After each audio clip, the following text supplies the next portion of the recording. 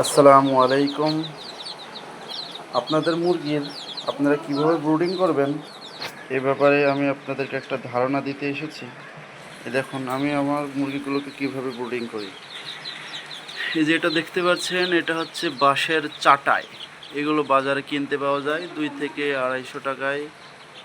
এগুলো আমি কিনে নিয়ে এসে এগুলো গোল করে এভাবে প্রসেস করে এটা এভাবে কেটেছি। এরপরে এটা দেখতে পাচ্ছেন, এখানে হচ্ছে হিটের লাইট। এখন প্রচণ্ড গরম আমাদের এখানে, এই জন্য একটি লাইট আমি ব্যবহার করেছি এখানে, একটি লাইট। আর এই যে খাবারের পাত্র দিয়েছি এখানে, আর এখানে আছে পানির পট। আর দেখতে পাচ্ছেন এই যে আমার অল্প কিছু সংখ্যক মুরগি। আপনারা চাইলে আপনাদের মুরগির বাচ্চা এভাবে আপনারা ব্রুডিং করতে পারেন, তাতে আপনারা ফলাফলটা ইনশাল্লাহ ভালো পাবেন।